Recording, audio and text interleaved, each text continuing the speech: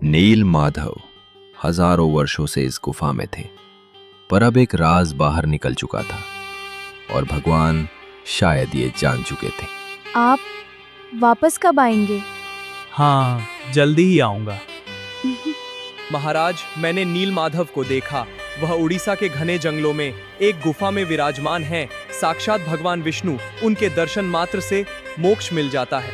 उधर उड़ीसा के जंगलों में बारिश होने की वजह से वो सरसों के बीज अब फूल बन चुके थे। और इधर सेना तैयार करो, हम स्वयं उड़ीसा जाएंगे और नील माधव को अपने राज्य में लेकर आएंगे। कोई भी हमें नहीं रोक सकता।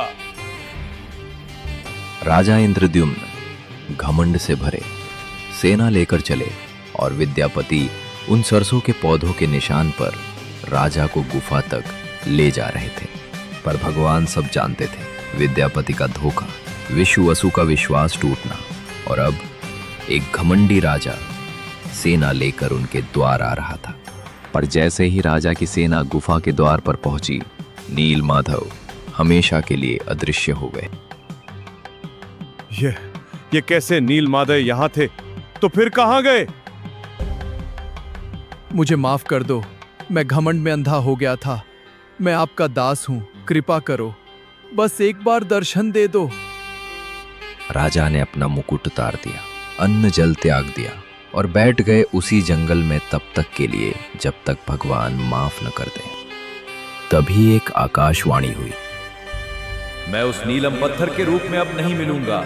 पुरी के समुद्र तट पर जाओ, वहां एक दिव्य लकड़ी का लट्ठा तैरता हुआ आएगा, उसी से मेरी मूर्ति बनाओ।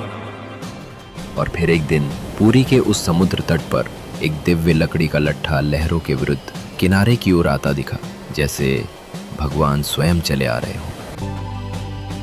आप आ गए, आपने वचन दिया था और आप आ गए। राजा ने अपने सबसे कुशल कारीगरों को बुलाया, पर जैसे ही छेनी हथौड़ा उस दिव्य लकड़ी पर चला, औजार बिखर कर गिर गए। लकड़ी पर एक खरोंच तक नहीं आई। तब स्वयं भगवान विश्वकर्मा एक बूढ़े शिल्पकार के रूप में आए।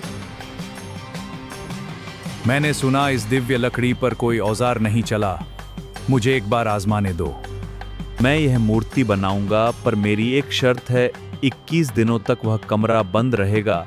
अगर बीच में किसी ने भी दरवाजा खोला तो मैं काम छोड़कर चला जाऊंगा।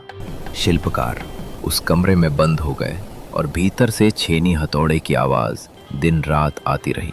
सैनिक बाहर खड़े प्रतीक्षा करते रहे, पर एक दिन रानी गुंडिचा को लगा 15 दिन हो गए, अब कोई आवाज नहीं। कहीं वो बूढ़ा शिल्पकार अंदर मर तो नहीं गया? और रानी ने दरवाजा खोल दिया। विश्वकर्मा कहीं नहीं थे और वे तीनों दिव्य मूर्तियां अधूरी थीं।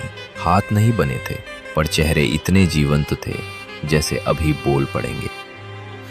मैंने गलती की, रानी ने गलती की, पर प्रभु क्या आप इसी रूप में रहेंगे हमेशा के लिए? और तभी उन तीनों मूर्तियों से एक दिव्य प्रकाश फूट पड़ा। भगवान का संकेत स्पष्ट था, यही रूप उन्हें स्वीकार है, यही रूप संसार को स्वीकार करना होगा। भगवान जगन्नाथ की ये अधूरी मूर्ति अधूरी नहीं है, ये तो भगवान का वो संदेश है जो वो सदियों से हमें दे रहे हैं कि भक्ति सर्वोपरि है, रूप नहीं। जय जगन्नाथ। हर हर महादेव। जगन्नाथ महाप्रभु की जय हो।